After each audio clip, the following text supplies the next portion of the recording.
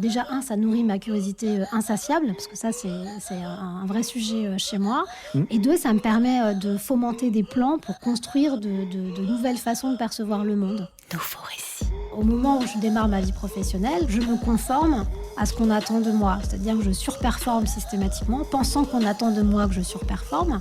Sauf qu'en fait, c'est pas pour autant que j'épouse complètement la cause des endroits où je suis. Nouveau récit. Il y a toujours eu un projet, il y a toujours eu une manière d'aborder les choses dans les endroits où j'étais qui me reliait en fait à l'engagement et à la lutte contre l'injustice. Vraiment, ça, c'est très fort en moi. Je ne saurais pas te dire d'où ça vient, mais moi, je ne supporte pas en fait l'injustice.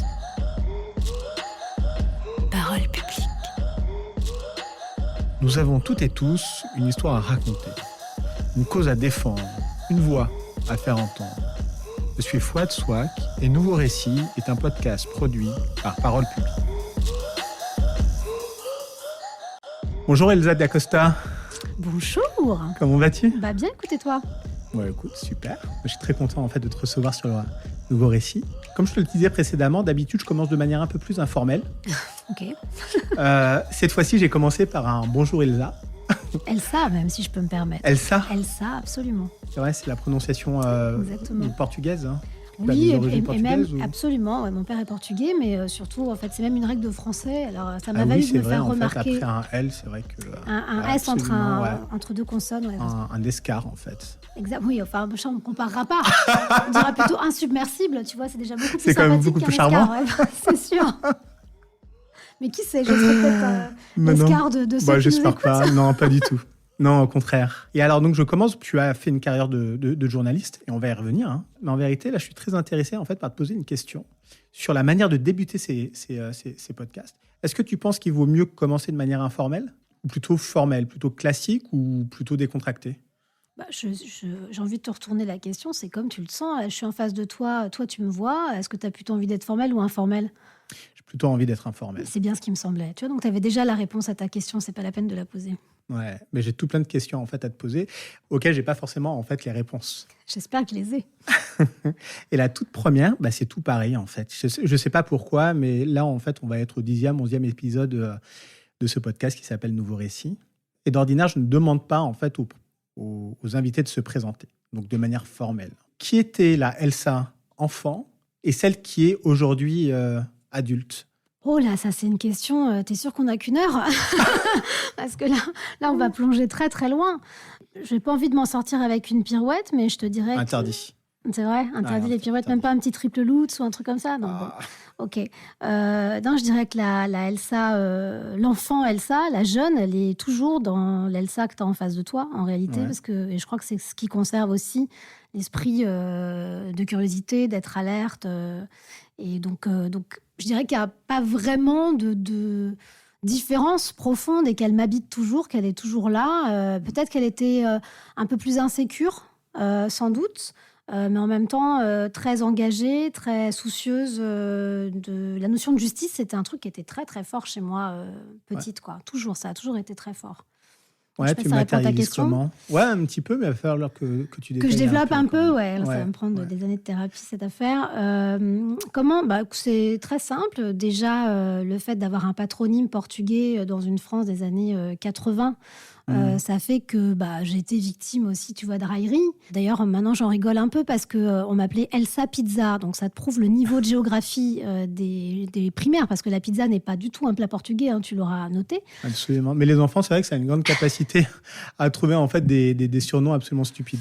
Ouais, voilà. Mais donc déjà, ça, je l'ai vécu dans ma chair, en fait, ce moment de ne pas être forcément comprise. Et puis surtout, en fait, on n'avait pas forcément saisi non plus que ma mère était française. Ouais. Donc j'étais très, très vite Alors, on assimilée. l'entendait pas dans ton prénom. Non, voilà. Donc, Quoique Elsa Triolet... oui, mais bon, après, elle était quand même d'origine russe. Donc, tu vois, on pouvait imaginer plein d'autres choses à ce niveau-là.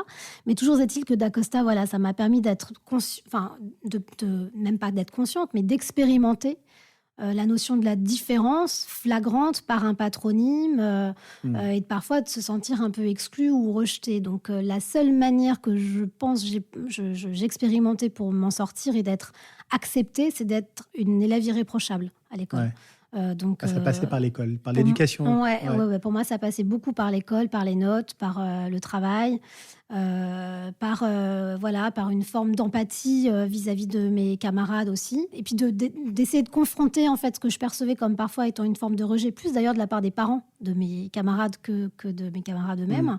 D'essayer de le confronter et de pouvoir devenir une espèce de liant en fait. Donc après j'ai pris des postes de délégué de classe pour essayer de porter aussi la cause des élèves, pour être de plus en plus acceptée, même si je te dis ça, c'est très post-rationalisé. Quand tu as 10 ans, 11 ans, tu n'es pas en train de te dire « oh là, je suis rejetée », etc.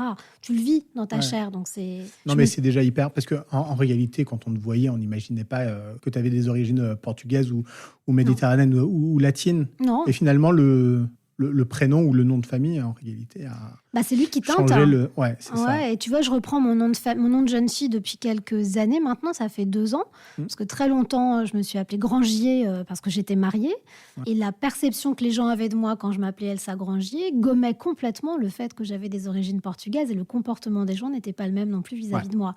Donc c'est super intéressant de faire l'expérience dans l'autre sens maintenant, de reprendre en fait ce patronyme, à tel point qu'on a même le sentiment que je me suis mariée avec un Portugais, tu vois. En fait. Ouais. Donc Oui, parce qu'on t'a connu pendant toute ta carrière, en fait. Grangier. Bien sûr. Donc c'est assez intéressant et de voir quand même, alors je ne sais pas si c'est moi qui perçois ça, mais de voir ce regard qui change un peu quand je l'explique. Non, en fait, Dacosta, c'est moi. Et t'avais senti la mutation quand t'es passée à Grangier ? Non, pas du tout. Après, je me suis mariée très jeune. J'avais 22 ans, quoi. Donc, on connaît les motivations. Voilà. Non, mais je me suis mariée. Oui, c'est une forme d'ascenseur social prodigieux pour moi. Ouais, culturel. Non, mais après, tu sais, tu parlais à une personne qui s'appelle Fouad Souak. Oui, je sais bien. Je sais bien. Mais non, ça s'est fait assez naturellement. Et puis mes amis de l'époque qui m'ont vu passer de Dacosta à Grangier sont toujours là. Et ils t'ont pas vu changer. Non, puis pour eux, je suis Elsa, surtout. Ouais. Donc, voilà. Mais ça n'a pas changé, justement, en fait, entre l'enfance et ta vie d'adulte. C'est quand même une coutume qui persiste et qui demeure. On reste manifestement quand même hyper attaché. C'est un peu la nature humaine, non ? D'être un peu attaché aux apparences d'un prénom, à ce qu'une culture, un prénom ou un nom, en fait, renvoie culturellement aux préjugés.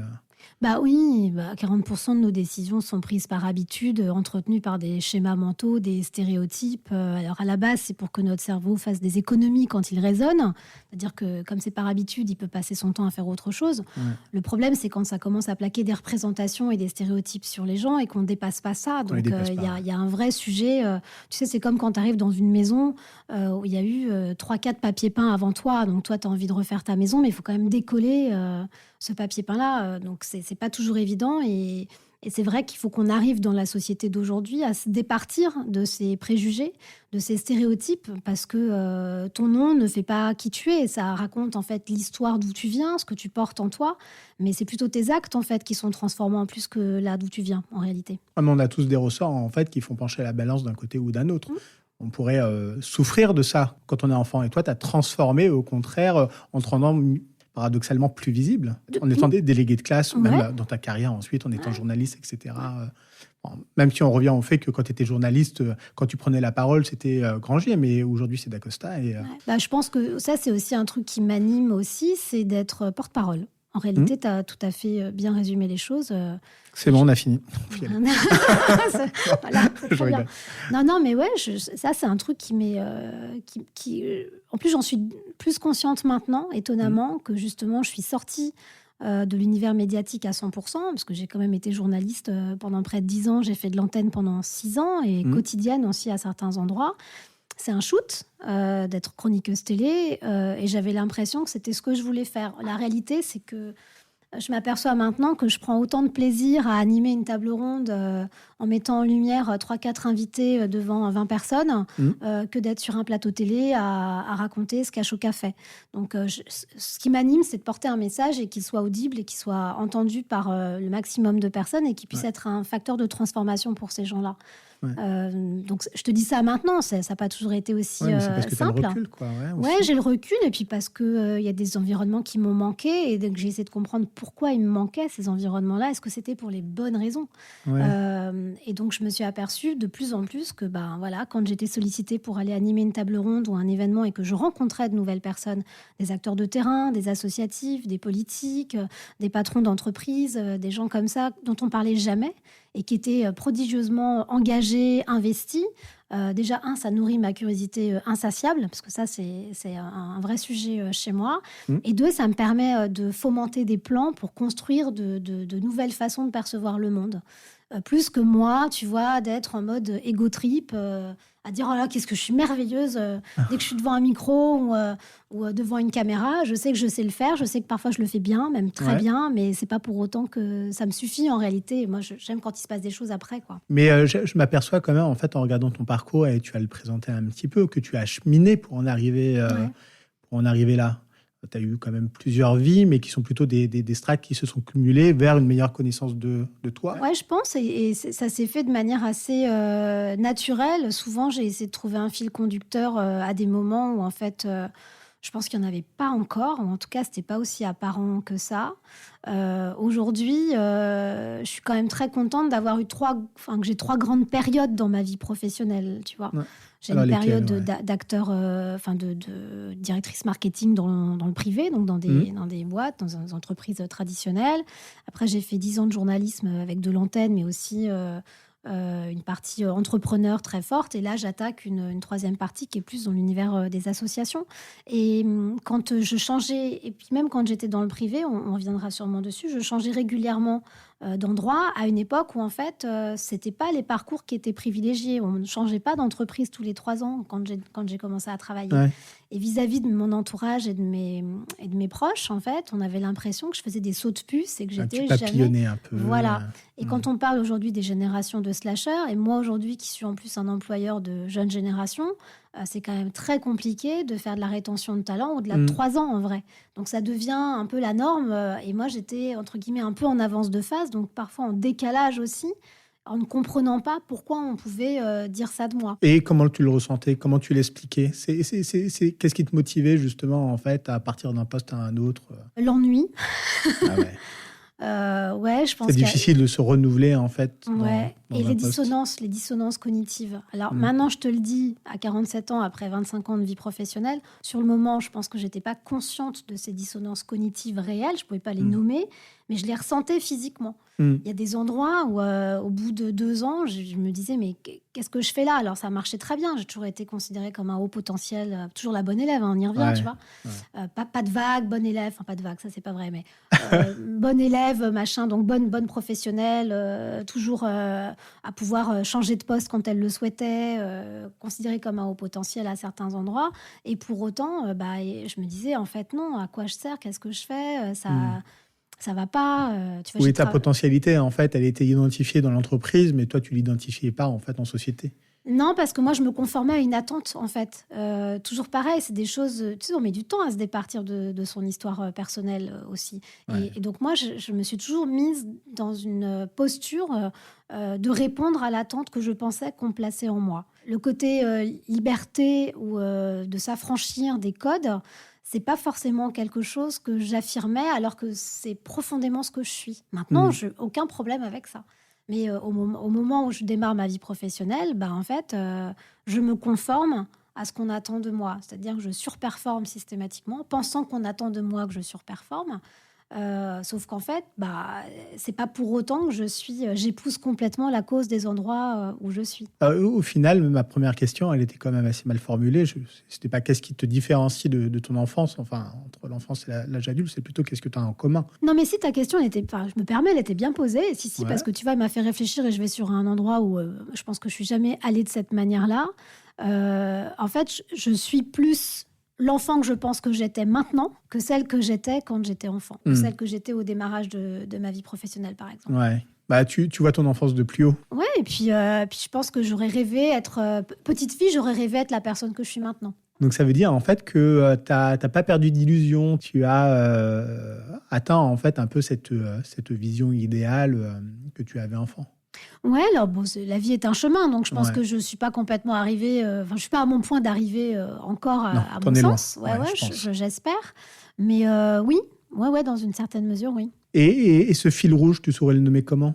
L'engagement. Ouais, l'engagement, parce que je m'aperçois qu'il y a toujours eu des moments, malgré l'éloignement, quand on voit sur le papier de ce que j'ai pu faire, il y a toujours eu un projet, il y a toujours eu une manière d'aborder les choses dans les endroits où j'étais qui me reliait en fait à l'engagement et à la lutte contre l'injustice. Vraiment, ça, c'est quelque chose, c'est très fort en moi. Je ne saurais pas te dire d'où ça vient, mais moi, je ne supporte pas en fait l'injustice. D'accord, mais laquelle d'injustice? Tu saurais un peu la désigner, là?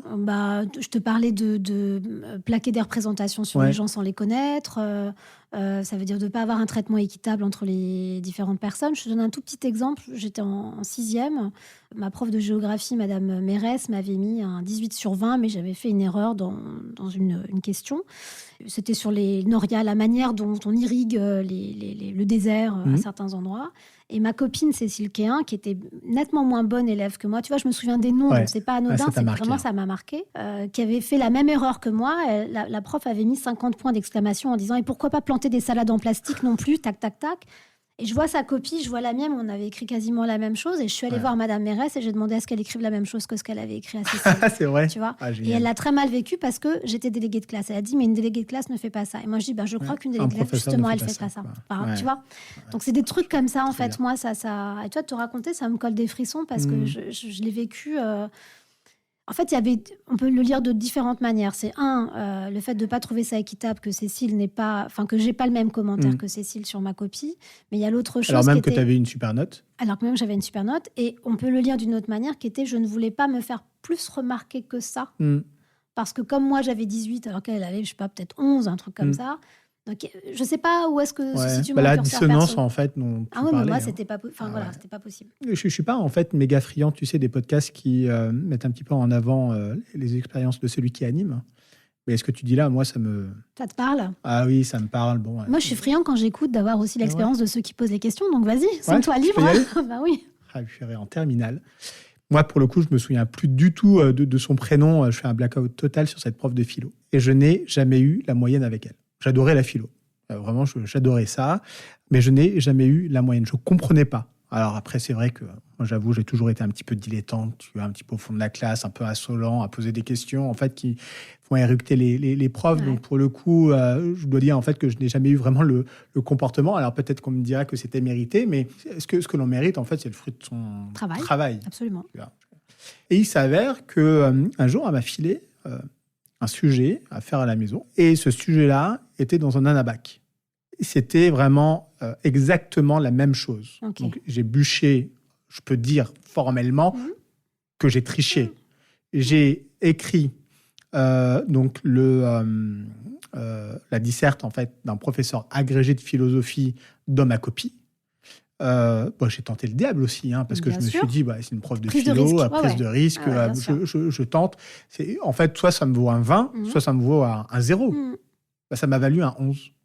C'est énorme. C'est énorme. Elle a noté un prof d'agrégé 11. Donc en fait, c'est moi qu'elle a noté, c'est pas ma copie. Non. Mais là, elle s'est dit, bon, je peux pas lui mettre sous la moyenne comme d'habitude parce qu'il y a quand même du contenu et de la forme, mais quand même, comme il me revient pas Ouais. trop, je vais juste lui mettre un point au-dessus de la moyenne. Mais Et qu'est-ce comment qu'on tu l'as fait vécu, toi? Ah non, mais ça m'a désengagé encore beaucoup plus. Mais de ces cours, pas de la philosophie, de mon intérêt pour ça. Et puis bon, il s'avère en fait que j'ai eu une excellente note au bac. J'ai dû avoir 15 ou 17, un truc comme ça, enfilé. Et je m'en rappellerai toute ma vie. En fait, la question, c'était la vérité se définit-elle par le pouvoir de dire non? C'était ça. Bref, mais qu'est-ce qu'on fait contre ça, en fait, au bout du compte? Qu'est-ce qu'on fait contre ces injustices? Comment, en fait, un élève ou un adulte, alors qu'il est soit super collaborateur, soit super élève, et qui fait face, en fait, à des supérieurs hiérarchiques ou alors même à des interlocuteurs, je ne sais pas, un entrepreneur qui fait face à un investisseur qui a le meilleur projet et, en fait, sa tête ne lui revient pas ou, je ne sais pas, on fait quoi? Il y a plusieurs options. C'est la première, essayer de faire comprendre... alors, pas toujours frontalement, parce qu'avec certaines personnes, c'est peine perdue. En tout cas, en ne se départissant pas de son engagement, parce qu'il n'y a rien de pire que ce que tu as raconté. Alors, heureusement que c'était que de ces cours réels que tu t'es désengagé et pas de la philo. Mais pense à tous ceux, pour le coup, qui se seront désengagés de plein d'endroits. Ouais, donc, des maths, du français, même sûr. en fait, quand on est très jeune. Donc, non, c'est résister. En tout cas, d'essayer de ne pas continuer à prêter le flanc à une assignation à être, parce que c'est ça, en fait, qu'elle te renvoie. C'était assigné à être cette personne-là qu'elle a décidé que tu étais. Or, c'est pas le cas. Donc, c'est de travailler avec d'autres gens aussi, c'est de trouver ses sources d'énergie en parallèle, c'est faire un travail sur soi aussi, parce que moi, je crois beaucoup, et de plus en plus avec les années qui passent, au fait que de toute façon, on est aussi co-responsable de tous les événements qui nous arrivent, en réalité. Oui. Donc, il y a évidemment l'imagerie collective, plaquer les représentations, tout ce qu'on veut, mais il y a aussi la manière dont ces représentations-là, elles nous teintent dans notre comportement vis-à-vis de certaines personnes. Et tu t'apercevras que, d'ailleurs, heureusement qu'il n'y a que cette prof-là, mais une phrase ou une question que tu vas me poser à moi va susciter chez moi quelque chose que tu ne soupçonnes pas, mais qui va générer une réponse qui ne sera pas du tout la même qu'une autre personne, même si ce n'est pas une question qui concerne uniquement son parcours professionnel. Absolument, donc, c'est émetteur-récepteur en permanence, et dans un système, il y a toi, moi, et il y a la relation qu'on tisse tous les deux, qui est aussi un élément de ce système-là. Donc, quand on a commencé à travailler ces sujets, ces questions, et après, il y a des théoriciens qui ont évidemment régi cette manière de voir le monde, et on comprend un peu mieux les réponses, en tout cas les micro-agressions qu'on peut subir, notamment cette prof de philo pour toi, cette copie pour moi avec Cécile Quéhin. Et donc d'avoir une attitude qui se transforme déjà de l'émetteur, donc nous, et qui permet de manière inconsciente de transformer aussi la personne qu'on a en face de nous. Absolument. Et puis il y a aussi d'autres techniques, on va en parler au long de cet épisode, parce que c'est vrai qu'on est aussi là pour parler d'Ashoka. Bah oui, j'espère bien. Et c'est de faire davantage attention au final aux personnes qui nous soutiennent, aux mentors, quels qu'ils soient. Moi, je préfère penser à ma prof de français de seconde qui a nourri ma passion aussi pour la littérature, plutôt que ma prof de philo qui a essayé d'éteindre celle pour la philosophie. Mais tu l'as expliqué, c'est vrai que pendant ta carrière, alors peut-être que tu vas vouloir ou pouvoir l'expliquer, mais donc tu as quand même plutôt travaillé au début pour des entreprises privées, plutôt dans le domaine du marketing. Absolument. Et puis il y a eu un tournant, parce qu'il n'y a pas que la perte de sens, je pense qu'il y a probablement d'autres choses. C'est quoi ce tournant qui t'a envoyé vers le journalisme, alors, ou l'entrepreneuriat d'abord. Ouais. Dire une perte de sens, j'ai l'impression qu'aujourd'hui ça fait un peu tarte à la crème quand même. J'avoue. Mais comme tu étais en avance dans ton temps, on peut le dire. Oui, alors moi, tu as peut-être raison. Non, je pense surtout que, en fait, je ne comprenais pas ce qui m'arrivait. Je ne comprenais pas de pas, dans les situations professionnelles dans lesquelles j'étais, avec les postes de direction que j'avais, de ne pas être bien, enfin, de ne pas être heureuse, en fait. Tu vois. Et puis, c'était quand même... on commençait à parler un petit peu des problématiques environnementales. C'était l'époque du développement durable qui rentrait un peu partout. Et je me disais, mais bon, comment je peux être utile, en fait? Moi, c'était vraiment ça mon point. Et puis, je travaillais chez Yves Saint Laurent à ce moment-là, Yves Saint Laurent Couture. Donc, j'étais directrice du e-commerce international pour eux. Et la perspective de faire envoyer des sacs à main en croco à l'autre bout du monde, tu vois, ça me... Le luxe, c'est pas très responsable. Après, tu vois, on peut discuter. Il y a toujours un côté obscur et un côté clair, quoi. Donc, j'essaie de toujours garder un peu de nuance dans ce que je dis. Mais en tout cas, moi, ça ne me convenait plus. Ça ne m'allait pas. Donc, et j'ai essayé de trouver d'autres métiers et je me sentais toujours limitée. C'est un peu comme le casting de la vache qui rit, tu vois, t'es trop ci, pas assez ça, machin. Donc, je ne trouvais pas d'endroit où je pouvais être pleinement moi. Et j'avais toujours voulu être journaliste. Mais ça, c'est venu beaucoup plus tard dans la concrétisation. Donc, j'avais même pensé à ce moment-là à refaire une formation de journaliste. Et puis bon, je venais d'avoir ma dernière fille, donc j'ai 3 enfants. T'es plus non plus dans la même temporalité d'individu, c'est-à-dire que t'es mère de famille, t'as des enfants en bas âge, il y a aussi une réalité économique qui s'impose à toi, et pour autant, c'est un cri tellement énorme en toi de te dire il faut que je trouve un endroit où je vais être bien, que la seule planche de salut que j'ai trouvée, puisqu'il n'y a pas d'endroit qui veut de moi, je vais créer l'endroit qui va vouloir de moi, donc je vais créer mon entreprise.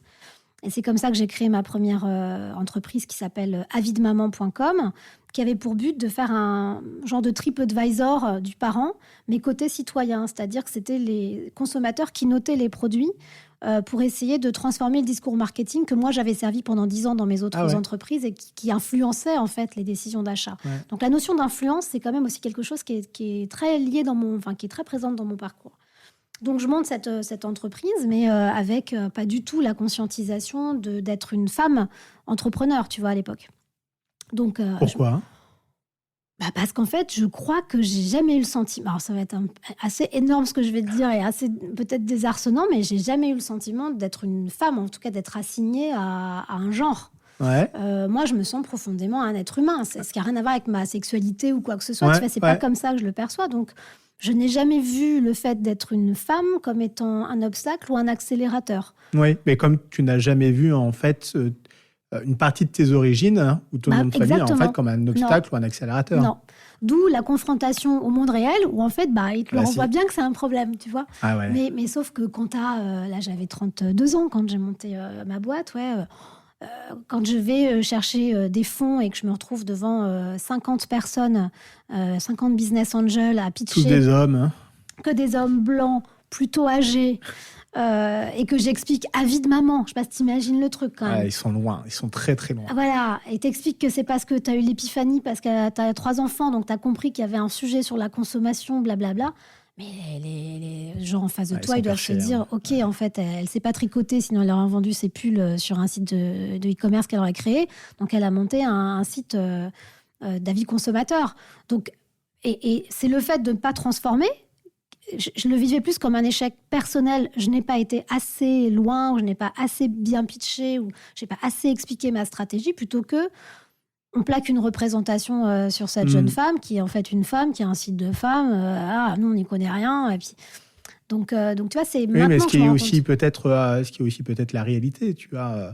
De toute façon, en fait, la réalité n'est jamais si noire ou blanche. Ouais. La question, probablement, c'est celle de comment tu fais en fait pour péter les plafonds de verre, malgré ces représentations. Mais je l'ai fait sans m'en rendre compte, en fait. Tu vois, je l'ai fait parce que je pense que j'ai une grande...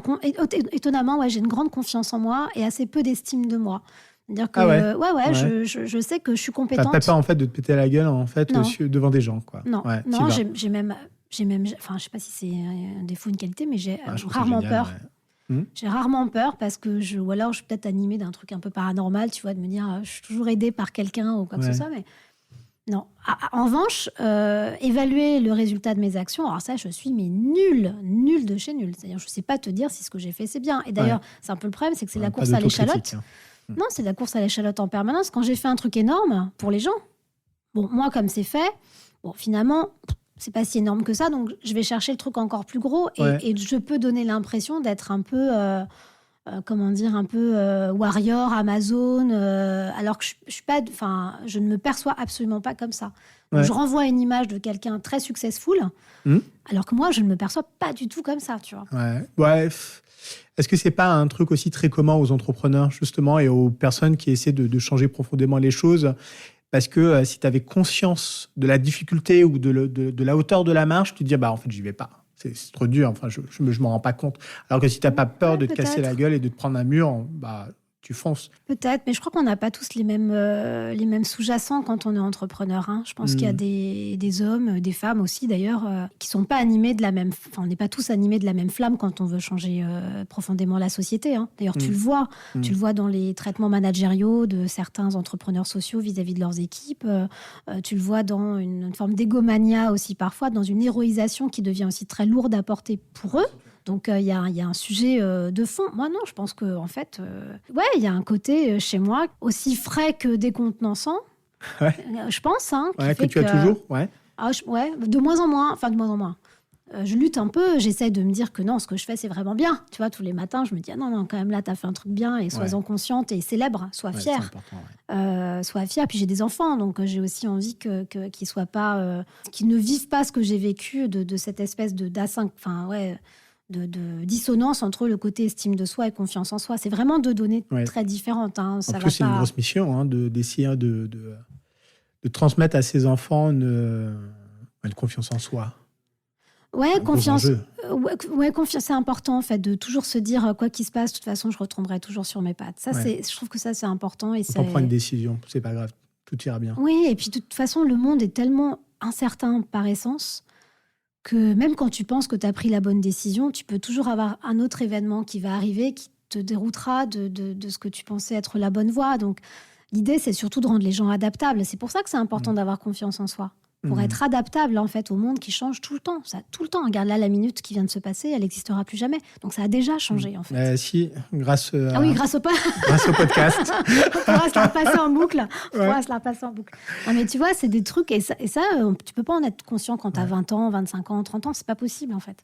En fait, on s'aperçoit quand même que tu as réussi à avancer grâce à cette confiance en toi. Ouais, qui n'était pas, qui n'était pas encore une fois consciente, mais maintenant avec le recul, c'est ce que je me dis, Et parce que c'est lié aux compétences, c'est important pour moi.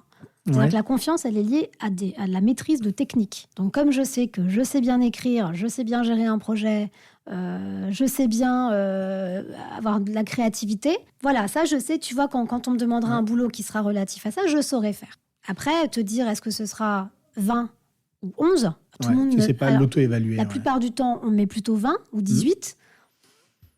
Pour moi, cette note, après, elle vaut plus rien quand le truc est fait. Tu as aussi toutes ces personnes-là qui ont aussi beaucoup de confiance en eux, qui sont plutôt des passagers clandestins et qui arrivent à avancer en fait en surfant. Alors probablement parce qu'ils ont d'autres compétences en fait que des compétences techniques, parfois difficiles. On les connaît tous, ces personnes qui ont aussi leurs examens parce qu'ils ont su en fait s'associer à la bonne personne ou qui ont la promotion parce que au lieu du savoir-faire, ils savaient plutôt faire savoir. Forcément ce qu'ils ont fait eux-mêmes. Oui. Tu vois. Donc ça aussi, c'est des problèmes. Et comment on fait pour trouver sa place en société, dans une organisation quand les plus méritants, parfois, en fait, n'obtiennent pas les promotions, par exemple. Ça, c'est de l'injustice, tu vois. C'est de l'injustice, Ça, c'est un truc qui me... Tu l'as déjà vu autour de toi ? Bien sûr, je l'ai déjà vu autour de moi, évidemment. C'est même parfois une grosse partie de notre quotidien aussi. Typiquement, les entrepreneurs sociaux, tu trouves qu'on les entend suffisamment dans le paysage médiatique aujourd'hui ? Alors, non. Voilà. Mais de plus en plus. Oui, mais dans notre écosystème à nous, moi, je trouve qu'il n'y a pas suffisamment de mise en avant de ces personnes qui, en fait, passent leur vie à changer la nôtre, quoi. Et pour le bien commun, tu vois. Et on parle plus souvent des choses qui se passent extrêmement mal, avoir l'impression que le monde n'est que dans une situation catastrophique, ce qui est pas éloigné d'une forme de vérité, mais c'est pas l'intégralité de la situation dans le monde, tu vois. La preuve, nous, quand on travaille chez Ashoka, on travaille tous les jours avec des gens qui transforment la société, et ça marche. Et ça fait 42 ans que ça existe au niveau international, avec 4000 entrepreneurs sociaux qui sont fédérés dans 93 pays. Donc c'est pas une utopie, en fait, ce qu'on raconte. Et pour autant, c'est pas forcément le sujet qui émerge...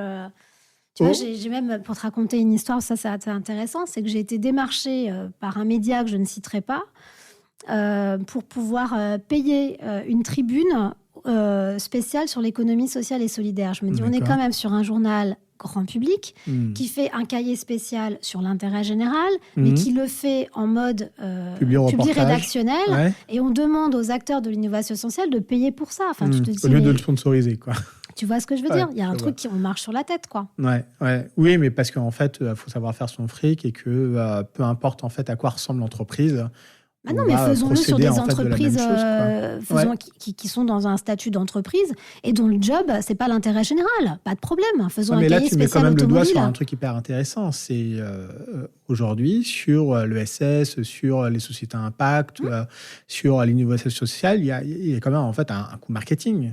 Et puis, certains médias l'ont bien identifié. Et tu vois, en fait, on va essayer d'aller chercher dans leur budget marketing et budget com pour aller payer ces pages. On fait comment on fait la différence entre ce qui révèle vraiment de l'impact et ce qui relève du greenwashing ou alors en fait du marketing. Mais ça c'est une question fondamentale, et puis surtout mets-toi dans la peau du lecteur qui lui ne verra pas la différence parce que ce ne sera pas écrit, et ceux qui seront mis en avant dans ce cahier spécial d'économie sociale et solidaire seront ceux qui auront eu les moyens de se payer une tribune. Donc ça veut dire vraisemblablement toujours les mêmes. Et qui montre une certaine vision de ce que doit être l'intérêt général, qui n'est pas la réalité de ce qu'est l'intérêt général. Mais la question qui m'interpelle le plus, moi, ce que je trouve le plus frappant, c'est de se dire à quel moment un média mainstream commande un cahier de ce type-là en public rédactionnel sans réfléchir une seule seconde que le rôle du journaliste aujourd'hui, c'est quand même d'observer le monde. Enfin, ça ne nous a pas échappé qu'on avait un problème structurel sur nos modèles économiques qui, aujourd'hui, ont eu une conséquence première qui est l'environnement. Mais en fait, les inégalités sociales, elles sont aussi éprouvées par ce modèle économique qui est complètement dysfonctionnel depuis des années. Donc, il y a un moment, quand tu es journaliste, ça doit même pas t'effleurer 2 secondes qu'il faut faire des papiers sur cet endroit-là. Mais est-ce que c'est parce que les médias n'ont pas encore réfléchi en fait à ce modèle avec ces nouveaux paradigmes ? Je pense qu'il y a un problème de connaissance du sujet. Je pense que l'économie sociale et solidaire, c'est une espèce de magma assez confus aussi. C'est pas simple de se repérer entre les coopératives, les SCOP, les entrepreneurs sociaux, les associations. Il y a un peu un mélange de lexique qui est pas simple, et donc il faut y passer du temps. Mais j'ai envie de te dire, comme la problématique du réchauffement climatique, il y a 40 ans, quand personne ne s'occupait de ce que racontait Haroun Tazieff, ou il y a même encore 20 ans, les rapports du GIEC que personne ne lisait. Parce qu'on avait l'impression qu'il y avait une barrière à l'entrée qui était technique, donc on ne va pas sur ces sujets-là. Donc ça, c'est une première étape. Deuxième étape, je crois que les acteurs de l'innovation sociale, donc ESS, n'ont pas privilégié la dimension communication et marketing justement pour vulgariser un peu leur discours. Donc il y a un truc où en fait, c'est la tour de Babel, quoi. Tu vois, les journalistes ne parlent pas la même langue que les acteurs qui aimeraient être mis en avant. Et puis après, il y a aussi un modèle capitalistique ou capitaliste dans certains médias qui fait que tu vas chercher un certain type d'information pensant que c'est ça qui va te rapporter de l'audience. Albert Camus, en 1945, quand il fait son édito dans Combat, il me dit, voilà, on a l'impression, en 1945, tu vois, ça s'est passé du temps. Il dit, voilà, on a l'impression qu'en fait, les gens veulent voir du sensationnalisme du soir au matin. C'est faux, ça fait juste 20 ans qu'on leur sert la même chose, on est en train de les habituer. Avec le temps qui est passé depuis toutes ces décennies, ça n'a fait que s'accroître, et les réseaux sociaux sont aussi de formidables caisses de résonance pour systématiser ce type d'informations. Oui, mais tu vois, c'est vrai que lorsque tu réfléchis un petit peu aux médias qu'on pourrait qualifier de positifs, il n'existe pas réellement. Il y en a un qui a été créé il n'y a pas si longtemps qui s'appelle AirZen de mémoire et qui se positionne spécifiquement justement en fait sur l'information positive.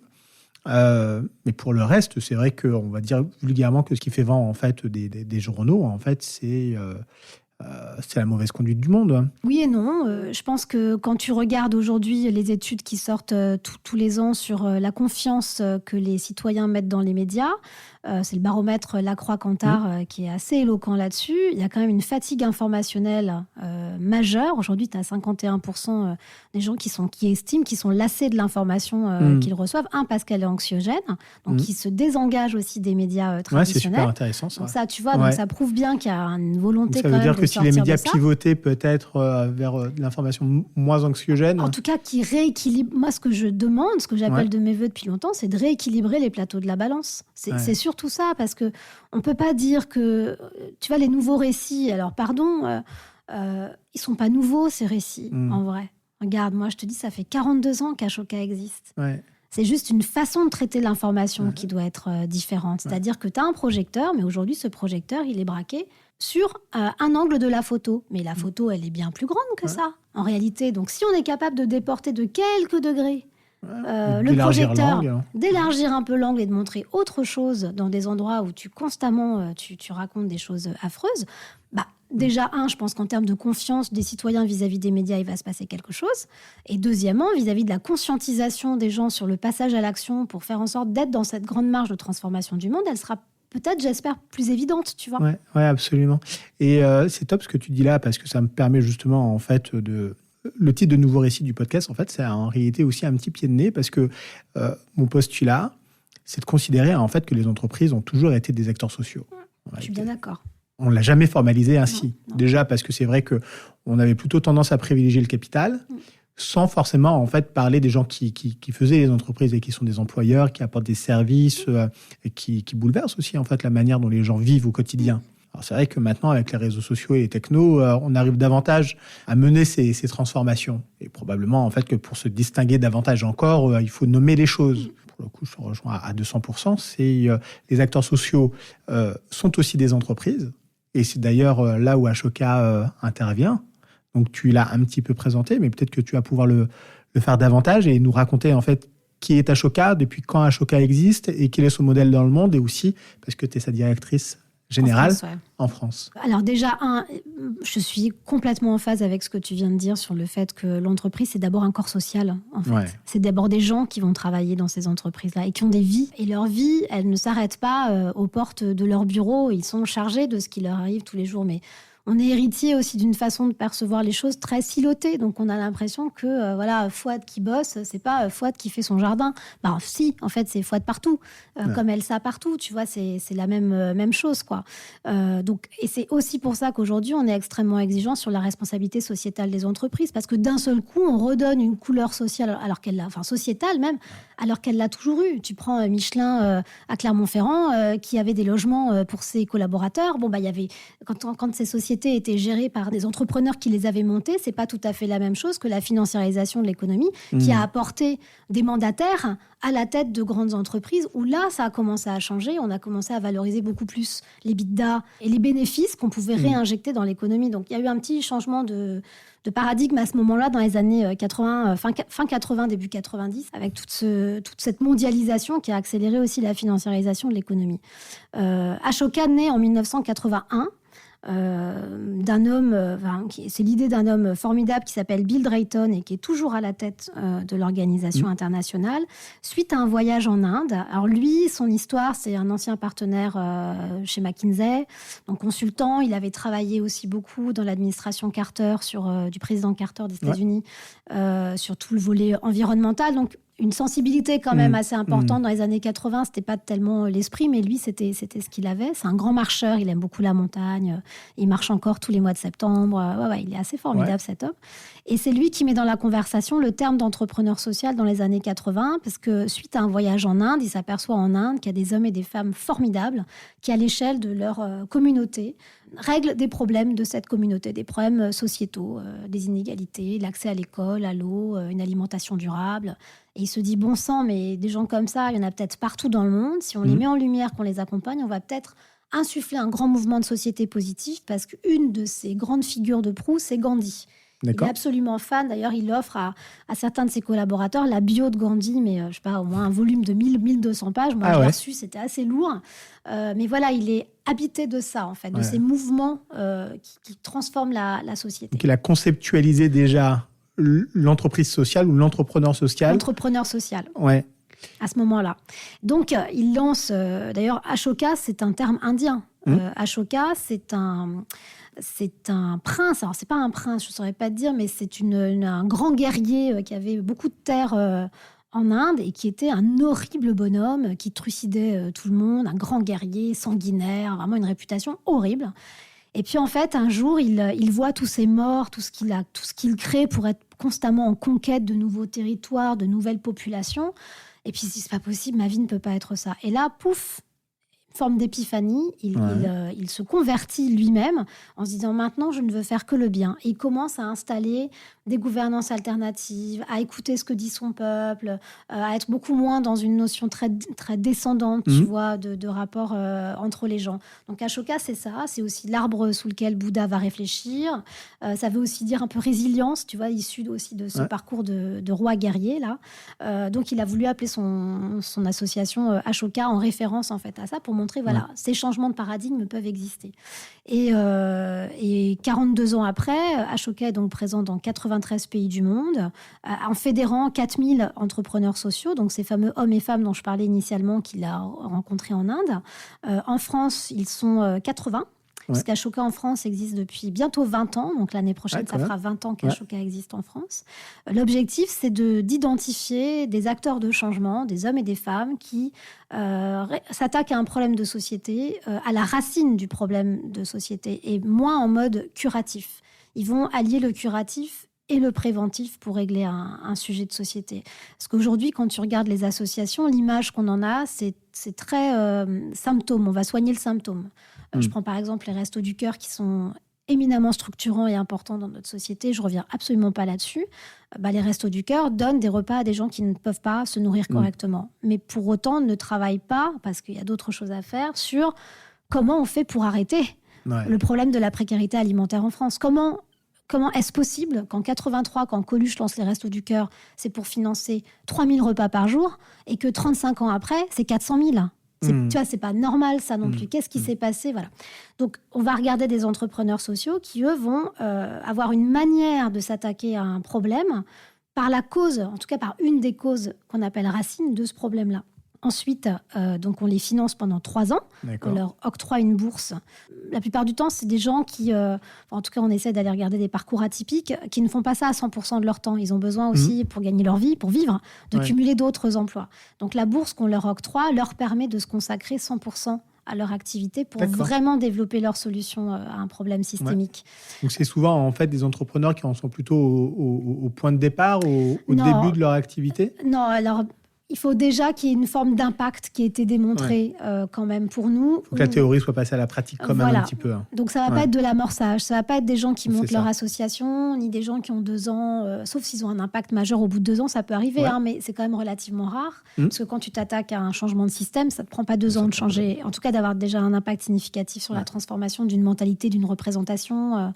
Je pense à Singa, par exemple, qui travaille sur la représentation des migrants. Et qui veut montrer que les migrants sont une opportunité pour un pays en valorisant l'aspect entrepreneurial des migrants. Tu vois, il va falloir des petites générations quand même pour bien comprendre l'importance que la migration peut avoir dans certains pays. Ou même alors même que ça fait des années et des années et des années en fait que l'immigration en fait est un sujet en France et d'ailleurs dans tous les pays et qu'on n'a pas du tout avancé sur... Et un sujet perçu d'une certaine façon. Une représentation qu'on cale dans la tête des gens qui fait que ça devient un truc, comme une image d'Épinal qui est ancrée en fait. Donc comment tu enlèves ça? Et Singa travaille beaucoup là-dessus. Alors tu as parlé en fait d'un nom qui sonne doux à mon oreille. Nolwenn, bien Nolwenn. On renvoie à l'écoute. Très bien, j'aime ce genre de réflexe. Bien sûr. Nolwenn, effectivement, un Fèvre qu'on a interviewé à Nouveau Récit, effectivement, et qui m'a donné l'idée de t'inviter. Je la remercie. Présidente et fondatrice des Petits Doudous, et donc qui est fellow d'Ashoka. Absolument, depuis, je crois, une petite dizaine d'années, je ne voudrais pas dire de bêtises, mais il me semble, elle c'est quoi la durée d'ailleurs en fait, d'accompagnement? À vie, si tu restes à la tête de ton projet.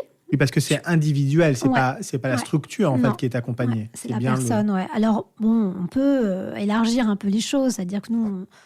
À partir du moment où tu es quand même sur des entrepreneurs qui ont une vocation à transformer le système, quand ils décident de passer la main, ce qui est assez rare, moi, j'aime quand même bien continuer à suivre la structure parce que l'objectif, c'est qu'elle soit pérenne. Il n'y a rien de pire qu'une structure qui s'arrête parce que son fondateur est parti. Et alors qu'il y avait un impact qui était déjà mesurable, quoi. Comment on fait justement dans ces structures pour que l'institution, la structure en elle-même, survive justement aux hommes et que, au final, ça devienne, et tu l'as évoqué, un véritable organe vivant, autonome, indépendant, comme aujourd'hui les institutions publiques, en fait, comme une collectivité ou un État, en fait, arrive à survivre et puis les gens passent et se remplacent au gré de l'actualité, des élections, etc. Et on fait comment, en fait, au sein d'une structure qui a une visée sociale?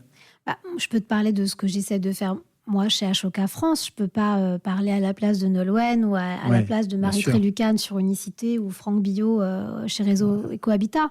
Je pars du principe qu'un leader durable, c'est un leader éphémère. C'est-à-dire qu'il va être aussi dans un souci de transmission auprès de son équipe régulièrement, parce que ce qui compte, c'est la vision, la mission, davantage que les hommes et les femmes qui peuvent réaliser cette vision-là. C'est pas simple, parce qu'on a tous envie de nourrir notre petit Narcisse aussi, et on est très content de se dire que si on est arrivé là, c'est grâce à moi, toi, machin, etc. La réalité, c'est qu'en fait, on est de passage quand même. Et ça, tu vois, j'enfonce un peu une porte ouverte, mais c'est bien de se le rappeler de temps en temps parce qu'on a tendance à l'oublier. On est de passage, donc on est un maillon d'une chaîne. Et si l'objectif, c'est de faire en sorte de faire advenir une société qui soit plus juste et plus durable, notre objectif, c'est de la faire advenir, cette société, et pas de nous faire advenir à travers cette société. Alors, je te dis ça, il y a des jours où c'est plus compliqué que d'autres parce que les blessures personnelles, les affronts, l'énergie dépensée, et on n'est pas tous égaux devant la manière de dépenser de l'énergie pour faire un projet. Mais moi, je dirais que c'est vraiment un leader qui va être en transmission, qui va savoir bien s'entourer. Ça, c'est fondamental. Et bien s'entourer, ça veut dire non seulement d'un point de vue organique dans sa structure, mais aussi auprès des structures d'accompagnement.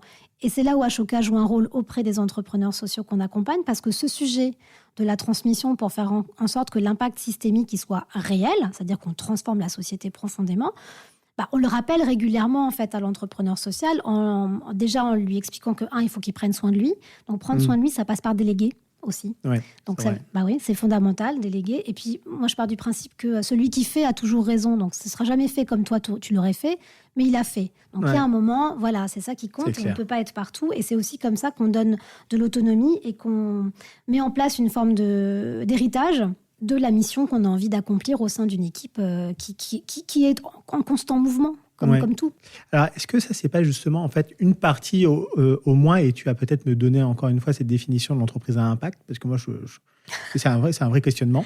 Mais est-ce que au moins en partie, l'entreprise à impact est au moins au minimum une entreprise effectivement, et tu l'as dit, qui se transmet en fait. C'est une entreprise dont on sait qu'elle survivra en fait à son fondateur, puis ensuite en fait à un repreneur, puis ensuite encore à une succession en fait de personnalités qui tenteront de répondre à la mission de l'entreprise, et puis ensuite de s'assurer en fait que son impact grandisse à la fois, encore une fois, dans le temps, mais aussi géographiquement. Je dirais qu'une organisation à impact, c'est une organisation qui n'a pas vocation à durer. Ah ouais ? Non, parce que si elle a de l'impact, on espère que le changement de société, il est advenu. Tu vois, si on va beaucoup plus loin dans l'idée. Donc, elle doit constamment réfléchir à cette manière de percevoir les choses pour aller chercher des alliés qui vont être capables de déployer parfois plus fortement qu'elle, la vision et la mission qu'elle a mis dans ses statuts ou dans sa façon de percevoir le une fois sujet. que le problème de société en fait est réglé, on passe à autre chose. Quand je te dis ça, je te fais une petite pirouette qu'on aime beaucoup dire. Moi, ce qui me rendrait très heureuse, c'est que Ashoka n'existe plus. Ça voudra dire que j'ai résolu tout le problème du monde. Et il y a un petit côté Miss France quand je te raconte ça. La réalité, c'est que c'est assez juste. Après, je pense que on aura passé d'une vie, d'une génération pour le faire advenir. Mais une entreprise à impact, c'est en tout cas tel qu'Ashoka le conçoit. Je ne suis pas en train de donner une définition pour tout le monde. C'est une entreprise qui a le souci permanent de transformer la vision qu'on a sur un problème. Donc ça veut dire que si on transforme la vision qu'on a sur un problème, on transforme les acteurs qui sont co-responsables de ce problème-là, qui sont aussi co-responsables de la solution. Parce que parfois, tout à l'heure, je te disais, toi et moi, c'est un système en fait. Toi, tu es un élément du système, moi aussi, et notre relation, c'est un élément de ce système-là aussi. Donc, on s'aperçoit parfois qu'en transformant légèrement une posture, une façon de faire, ou un individu dans ce système-là, avec un effet domino, on peut faire advenir une solution qui est pérenne, quoi. En fait, ce que tu es en train de me décrire, c'est un petit peu la psychanalyse de l'entreprise et de la société, quoi, en fait. Tu sais que je pense que s'il y avait des cours de psychanalyse dès l'école primaire, on n'en serait pas là aujourd'hui. Là, on parle des cours d'empathie. Je pense qu'on serait tous les entrepreneurs devaient être des lacaniens. Non, je pense que tous les entrepreneurs devraient en fait s'interroger sur ce qui les pousse à être entrepreneurs. Voilà, quels sont les drivers qui sont en chacun. Est-ce que c'est la reconnaissance ? Est-ce que c'est la cause qui te dépasse ? Est-ce que c'est le fait d'avoir envie de te différencier ? Est-ce que on est tous héritiers, en fait, on est tous les produits de notre propre système familial qui lui-même est le produit d'un héritage. Donc, si on ne va pas creuser un peu en profondeur sur les histoires qui nous lient, chacun, plus que celles qu'on nous lit, d'ailleurs, tu vois, ça c'est aussi un point intéressant, je pense qu'on restera dans une forme de superficialité à résoudre ces problèmes-là. Tu vois, ça fait 2 ans et demi que je suis à la tête d'Ashoka. Alors, j'ai toujours été très sensible à la psychanalyse, à la psychologie des gens, aux grandes figures, en fait. Tu vois, même les afro-dictateurs, j'ai toujours été fascinée en me disant, mais qu'est-ce qui fait qu'on en arrive là ?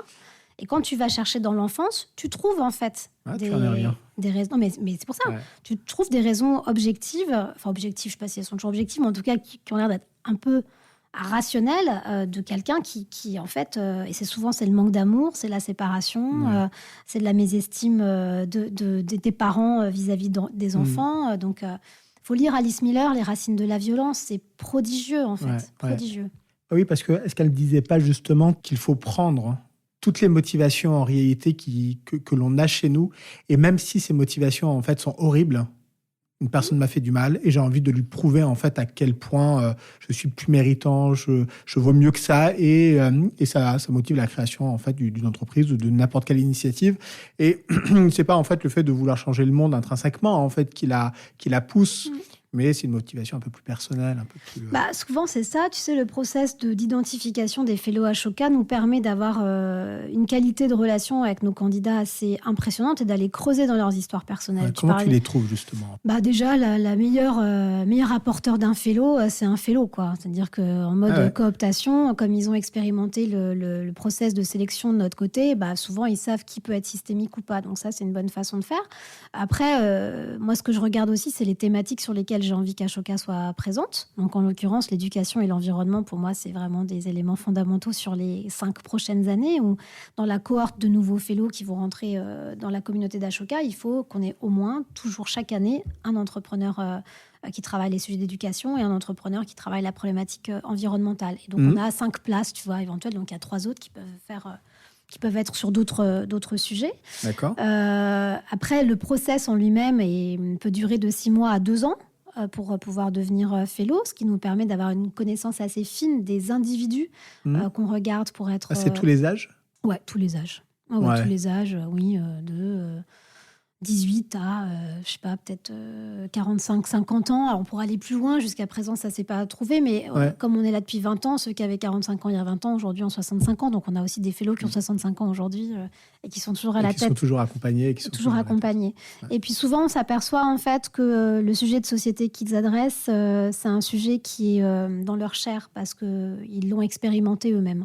Donc, ils sont encore plus soucieux de faire en sorte de régler ce problème-là parce que parfois, sans faire de la psychanalyse de comptoir, en fait, régler le problème, c'est quelque part réparer ce qu'ils ont pu subir. Ça fait aussi référence à ça, quoi. Ouais, mais je vois vraiment l'intérêt d'Ashoka qui est d'intérêt public. Franchement, il faut le dire, d'intérêt général. Parce que déjà, très souvent, par exemple, si on prend Nolwenn, en fait, elle est infirmière anesthésiste, donc en fait, à travailler à côté, elle a un salaire, mais il faut dégager du temps. Donc, si je dégage du temps, je suis à 50 ou 80%, donc j'ai moins de salaire. Donc, il y a déjà, en fait, un problème matériel, en fait, à s'engager dans des projets qui vont générer probablement, en fait, de la valeur plus tard dans le temps. Donc, ça, c'est une vraie limite. Et puis, une autre personne, qui est une personne admirable et qui a d'ailleurs fait l'objet aussi d'un autre enregistrement qui s'appelle Didier Nicolas, il investit énormément d'argent en fait, dans la création d'un parc naturel éducatif. C'est comment on fait pour sensibiliser en fait, les enfants au vivant, à la biodiversité, à mieux s'alimenter. Comment on fait également en fait, pour réconcilier les consommateurs au monde paysan. Il a mis vraiment beaucoup d'argent dedans. Et pourtant, il ne s'est pas versé 1 centime pendant 3 ans. Mais il faut qu'il bouffe quand même, il faut qu'il vive. Alors même en fait qu'il a un montant d'investissement conséquent, il s'est dit en fait qu'il n'y a pas 1 centime qui manquerait en fait à la création de son projet. Et là je me dis en fait Ashoka c'est un truc qui c'est formidable pour ce genre de profil en fait. Oui et non. C'est sûr que j'imagine qu'il a quand même trouvé une économie pour lui parce que Carrefour fait pas crédit quand tu vas faire tes courses, tu vois. Donc, il y a un moment, tu as quand même besoin d'avoir un minimum de salaire. Et je trouve que c'est pas non plus un bon message que de montrer qu'un dirigeant de ce type de projet ne doivent pas être rémunéré parce que après, tu peux te référer aussi à la notion de valeur. Et c'est-à-dire, ça voudrait dire, tu vois, si on tire le trait, qu'en fait, son travail n'a pas de valeur. Alors, nous, on le voit de notre prise pour dire, oh là là, mais il y a un côté sacerdotal, c'est fantastique. Sacrificiel, etc.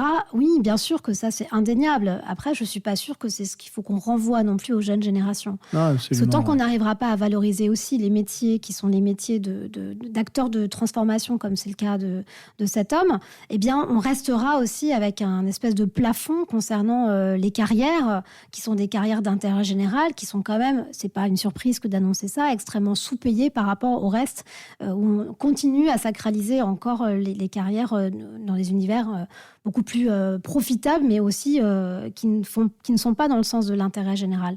Donc ça, je suis pas sûre que ce soit un bon message. Donc c'est ce que nous, on lui dirait. Après, je vois ce que tu veux dire sur... Oui, parce qu'il faut du temps pour créer de la valeur, quand même. Parce que son parc, par exemple, il faut... pour avoir un modèle économique, il faut d'abord qu'il soit ouvert. Bien sûr. Mais là, il est dans une logique qui est différente de la nôtre. Nous, chez Ashoka, nous recrutons, nous identifions que des associations. D'accord. Alors ça, c'était justement en fait une de mes questions. Ça n'est en fait Que des modèles associatifs. Absolument. D'accord, Ouais. ok. Donc pas d'entreprise issue de l'ESS ou ce genre de choses. Non, pas Ok. non, c'est vraiment sur des associations en fait qui ont délibérément choisi un mode de gouvernance qui soit pluriel et aussi le fait de ne pas être dans un enrichissement personnel direct. D'accord, Après, ok. mais attention, je ne veux pas non plus montrer un tableau idyllique parce que c'est très compliqué quand même de vivre décemment quand tu montes une association parce que ton modèle économique, c'est pas le modèle économique d'une entreprise. Absolument. C'est-à-dire que tu n'es pas en train de vendre des produits, tu fais une marge et puis ça te fait parfois une capacité d'autofinancement. Souvent, quand tu es une association d'intérêt général, tu vis en fait soit de subventions, soit de la philanthropie, etc. Ou tu peux hybrider ton modèle, où là, tu peux monter une entreprise à côté dont l'actionnaire peut être l'association, qui te permet d'avoir une activité lucrative à côté, mais toujours tu vends des goodies et ça alimente un petit peu l'activité économique. Des goodies, peut-être pas, mais tu vends des prestations de conseils, de formation, de conférences de ce type-là qui te permettent d'avoir une source de revenus, entre guillemets, pérenne, que tu vas réinjecter en fait dans le tissu de ton association. Donc, il y a tout un tas de réflexions, en tout cas en ce moment, sur l'hybridation des modèles de l'intérêt général pour faire en sorte, en fait, de continuer à régler les problèmes de société parce qu'on ne va pas s'arrêter demain. Tu vois, a priori, il y en a de plus en plus des problèmes de société qui s'interchoquent entre eux. Donc, lui, on ne pourrait pas l'aider s'il a une structure type, tu vois, entreprise avec une SAS, des actionnaires, etc. En revanche, tous les acteurs associatifs qui sont sur une approche systémique du changement, c'est-à-dire d'identifier un problème de société, en mappant très clairement une cause, sont des gens qu'on va regarder. Et surtout quand ils sont capables d'aller chercher des bras de levier pour essaimer ou pour changer d'échelle, qui vont être des institutions, des entreprises, des médias, des gens comme ça. Parce que je te prends l'exemple d'Unicité, par exemple. Unicité, association qui a 25 ans, montée par Marie Trélucane, qui est à l'origine du service civique en France. Cet exemple, il est assez intéressant. Marie Trélucane est en vacances aux États-Unis il y a 25 ans, et puis elle s'aperçoit que la notion d'engagement citoyen est beaucoup plus forte dans les universités américaines qu'elle ne l'est en France. Donc elle se dit, bon sang, c'est bien sûr, on va mettre ça en place. Pendant ce temps-là, Chirac est en train de réfléchir à l'arrêt du service militaire et il essaie de trouver une autre chose qui pourrait supplanter. Et donc, l'idée du service civique naît de la connexion entre les deux et c'est devenu une politique publique aujourd'hui. C'est un projet qui est soutenu par le projet de loi de finances.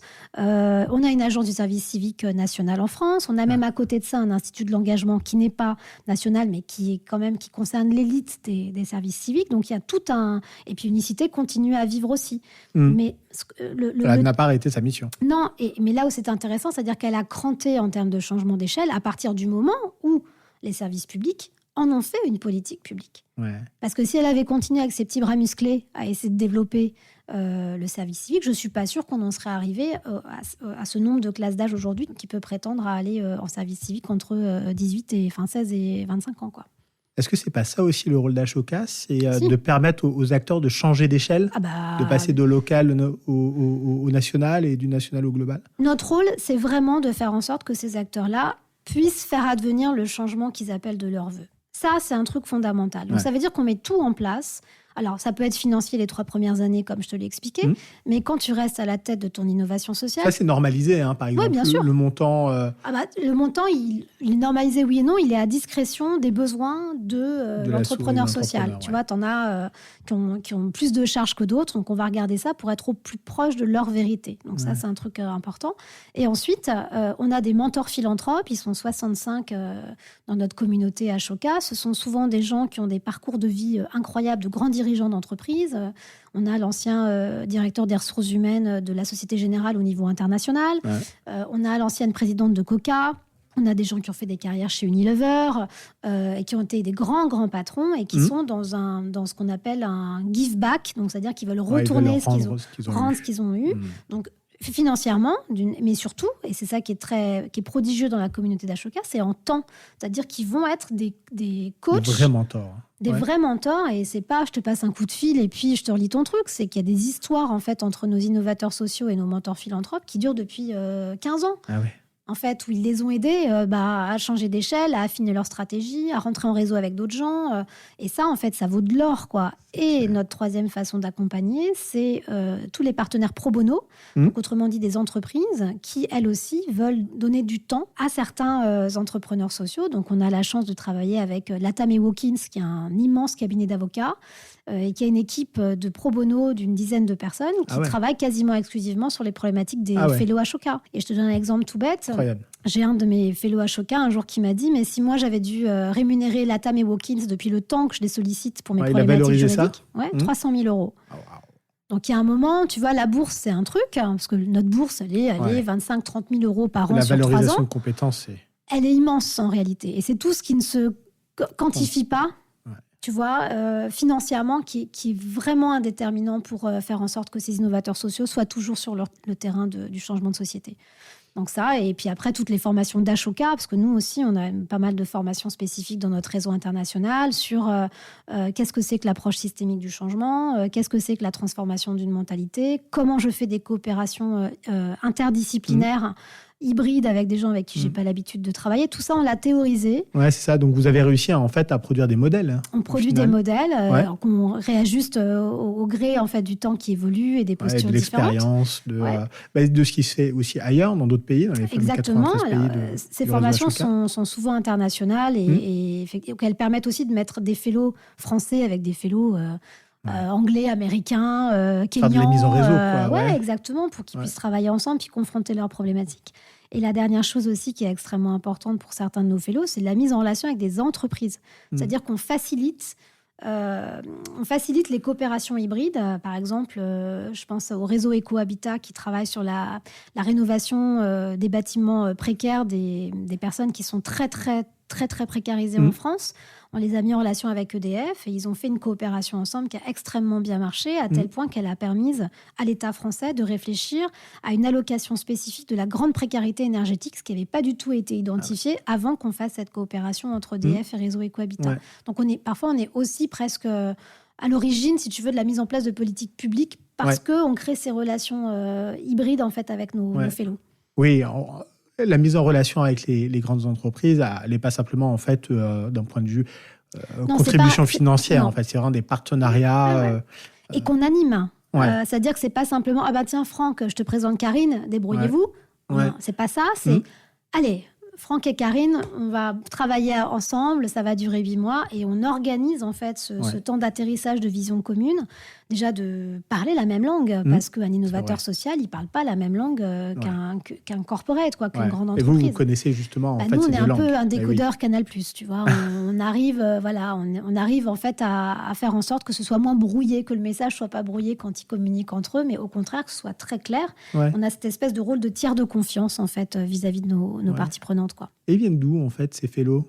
Il y a une vraie diversité en fait dans les profils, ou alors tu vois des tendances quand même On est un peu, tu sais, victime de nos propres biais. C'est-à-dire que comme ça marche souvent par cooptation, souvent tu es plutôt avec quelqu'un qui te ressemble. C'est là où on doit être très vigilant, nous, pour penser contre nous-mêmes et aller chercher le maximum de diversité possible, parce que la photo de la France aujourd'hui, c'est pas la photo qu'on peut avoir en tête de ce qu'est la France. Donc moi, j'ai un vrai souci de diversité.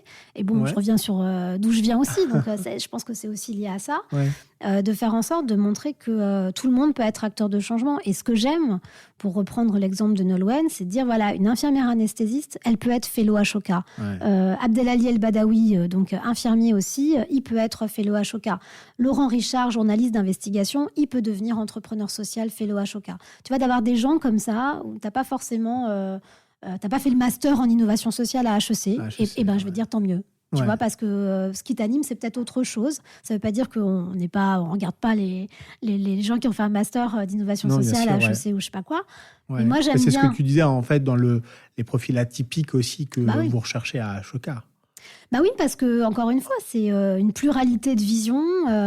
Il n'y a pas de voie royale, en fait, pour être entrepreneur social à Ashoka. Non, il y a être animé d'une envie de régler un problème de société, de mettre tous les moyens en place, d'embarquer les gens, en fait, d'avoir un leadership suffisamment puissant, ça veut pas dire fort, parler, c'est pas ça, c'est suffisamment puissant parce que tu es super aligné, qu'en fait, tu peux aussi bien embarquer un ministre que l'association du quartier avec laquelle tu vas avoir besoin de travailler pour vraiment un projet local, quoi. Ouais. Donc, c'est ce grand écart permanent parce qu'en fait, tu es un individu qui a un peu un truc particulier, quoi. Vraiment, tu vois, Nolwenn, tu la connais.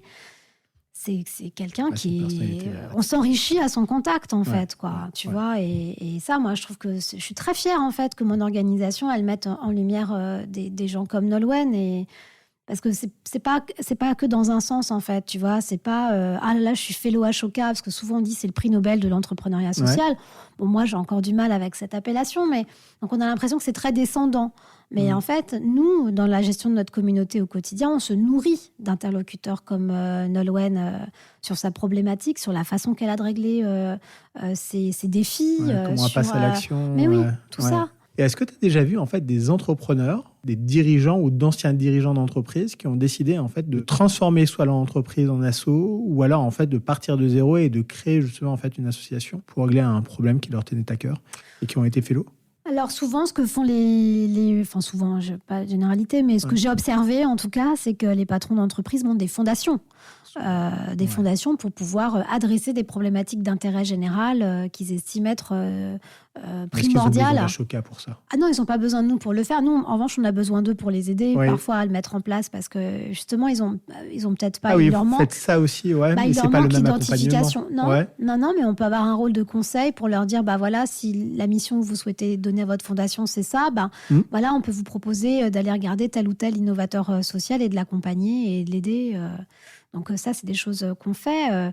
Après, j'ai pas d'exemple précis pour répondre à ta question de la bascule là, entre un patron qui a décidé de monter une association. Il y a certainement 50 000 exemples et je pense que tous les auditeurs vont en avoir pléthore en tête. Mais en tout cas, la conversion des entreprises aujourd'hui vers des entreprises à mission montre qu'il y a quand même des frontières qui sont en train de s'amincir un peu entre la lucrativité à tout crin et la contribution en fait à un monde meilleur. Donc moi, je le noterais plutôt sur ces aspects-là. Je sens quand même qu'il y a une prise de conscience de plus en plus forte. Tu vois, je suis administratrice du mouvement Impact France. Ah oui.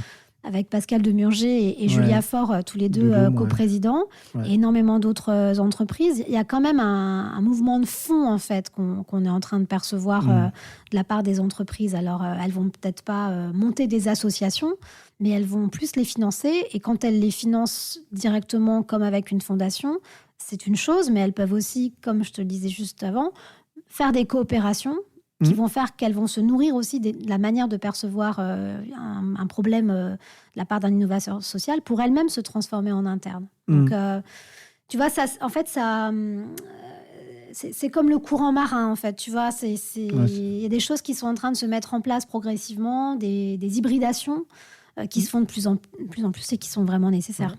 Il y avait un modèle, en fait, que je trouvais vraiment très intéressant et puis ça illustrait aussi la manière dont les chefs d'entreprise perçoivent leur place au sein de la société, mais une personne, il me semble, qui s'appelle Pierre-Édouard Sterrin, son exemple est quand même assez atypique, fondateur de Smartbox, qui vend ça, il crée Otium Capital, il transmet la propriété en fait à sa fondation du bien commun, qui est entièrement financée par les bénéfices en fait gérés par son fonds. Il a pris ce qu'il voulait en fait pour vivre quotidiennement et confortablement, mais en considérant au final que il pouvait créer en fait un nouveau modèle en fait, pas capitalistique mais plus sociétal, plus tourné vers autrui, vers une contribution à la société et puis au bien commun, parce c'est vrai qu'il a désigné. C'est fort d'appeler son asso comme ça, je trouve moi, enfin son fonds comme ça.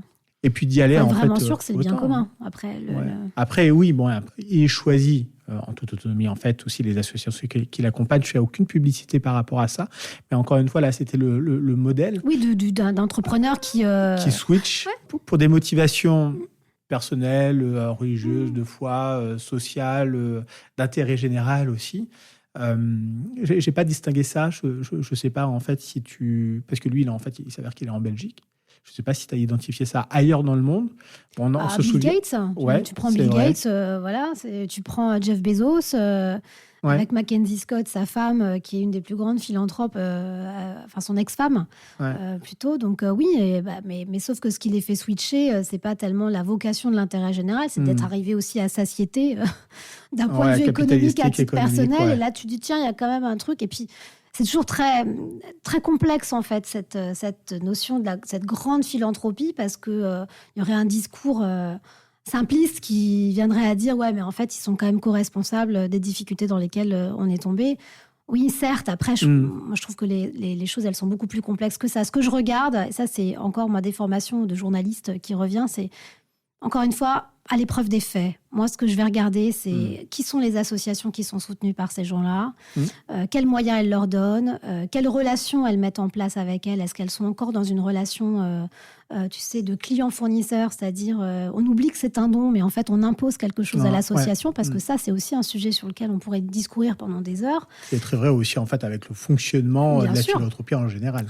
Mais ça change de plus en plus. Tu vois, nous, on est en train de travailler en France à transformer aussi l'image de la philanthropie et à l'aider à se départir de ces manières de pratiquer avec des appels à projets parfois qui ne font pas sens en fait pour les entrepreneurs sociaux systémiques qui sont obligés de se contorsionner pour rentrer dedans, pour pouvoir récupérer de l'argent, d'être dans une relation qui est beaucoup plus basée sur la confiance, d'être dans une relation qui est beaucoup plus basée sur le relationnel plus que le transactionnel, d'embarquer les philanthropes aussi sur le terrain pour qu'ils comprennent aussi ce qui est en train de se mettre en place. Ouais, donc ça veut dire en fait que finalement, je vais utiliser un mot, mais peut-être que tu vas pas l'accepter, mais est-ce que tu éduques aussi un petit peu ces grandes entreprises dans la manière de nouer des relations avec les associations et les fondations qu'elles soutiennent? Alors, ouais, éduquer, effectivement, tu as raison, c'est pas le mot que j'utiliserais, mais d'essayer de montrer une voie pour une coopération qui soit différente, oui, et qu'on sorte de ces rapports de domination qui sont uniquement régis par l'argent.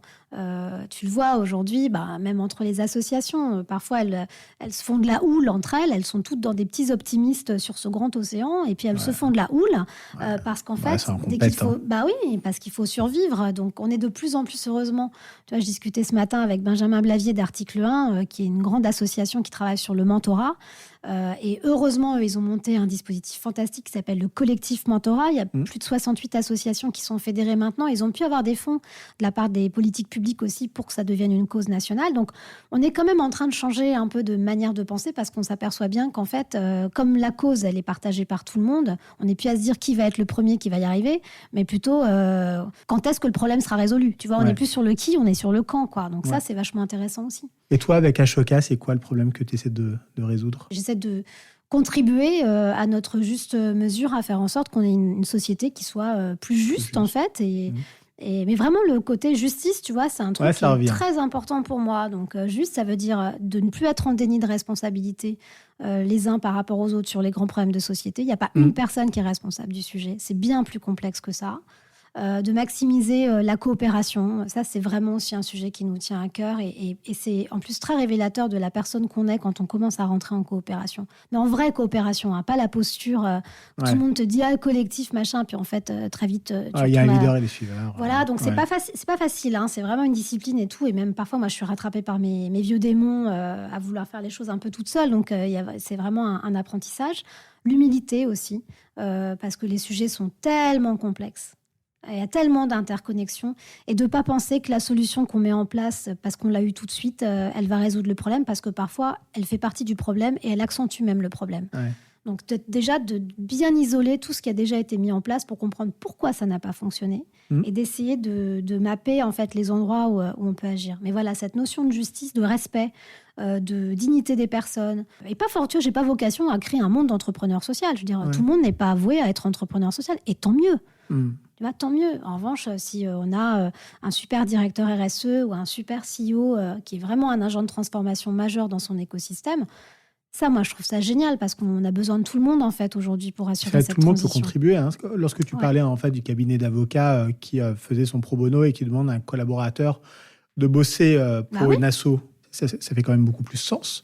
Donc, cet avocat, qui est un collaborateur, en fait, contribue lui-même en fait à cette mission-là. L'entreprise qui soutient le cabinet d'avocats en fait soutient aussi à sa manière cette initiative. Ashoka joue son rôle, les pouvoirs publics aussi, et puis évidemment en fait l'entrepreneur social qui tente de toucher un petit peu du doigt son but. Exactement. Et puis après, un autre grand sujet aussi, c'est faire en sorte qu'il n'y ait pas de hiérarchisation entre l'impact social et l'impact environnemental. Tu vois. Ça, c'est aussi un élément qui est concomitant, quoi. Ah ben, c'est lié. C'est vraiment lié. Et le danger dans lequel on peut tomber aujourd'hui parce que l'urgence est là, l'urgence nous fait ne parler que d'elle. Et c'est ce que je disais aussi au démarrage, c'est-à-dire que la problématique environnementale, c'est malheureusement la conséquence d'un système économique qui est dysfonctionnel et qui est créateur d'inégalités sociales depuis des décennies. Donc c'est pour ça que le danger est de polariser en fait l'attention à un endroit plutôt que d'essayer de prendre les choses de manière assez holistique et de se dire que les interconnexions, en fait, c'est aussi parce que notre rapport les uns aux autres n'est plus un rapport de lien social complètement établi, qu'on a un rapport à l'environnement qui est dégradé. Tu vois, donc il y a vraiment cette interconnexion qui est très forte. C'est vrai que si par exemple on pense au gaspillage alimentaire, c'est à la fois en fait un impact environnemental extrêmement fort, mais on peut penser évidemment à l'exemple que tu donnais avec le reste du corps et des personnes qui n'ont pas accès à une alimentation qui pourtant a été produite. Ou reprends par exemple le Nolwenn. Nolwenn, c'est formidable ce qu'elle met en place en termes aussi d'économie circulaire, par exemple, tu vois, de recycler les déchets de l'hôpital pour générer des fonds qui après permettront d'avoir des unités qui peuvent prendre en charge les enfants en pédiatrie de manière beaucoup plus liée au care, où tout le monde va être autour de ces enfants-là. Bah voilà, tu vois, ça, c'est pensé de manière maligne parce que ça joue sur les deux tableaux, environnemental et social, le lien social. Pour finir cet épisode, et vraiment, je te remercie du temps que tu as pris. Je pensais pas que j'aurais dit autant de trucs, tu vois, c'est bien. C'est vrai ? Ouais. Je crois qu'on a brassé quand même pas mal de choses. Ouais. Moi, je suis toujours extrêmement frustré en réalité. On n'a pas parlé de jeunesse, mais on n'a pas parlé de jeunesse. On n'a pas aussi parlé spécifiquement d'éducation, même si on a pu. On n'a pas parlé aussi en fait du journalisme et du rôle. On l'a aussi un petit peu évoqué. Ouais. Mais on a parlé évidemment en fait de la mission d'Ashoka. On a quand même parlé en fait de ce qui a conduit, du changement du monde. Et je crois qu'il ne faut pas non plus en fait avoir peur des grands mots de changer le monde, parce que je parle souvent de changer le monde, mais à notre échelle. Et je pense que d'ailleurs c'est ce que les entrepreneurs sociaux font, et c'est ce que Ashoka leur permet de faire, c'est de changer d'échelle. Et pour finir, tes objectifs avec Ashoka là, dans les prochaines années, qu'est-ce qui te drive ?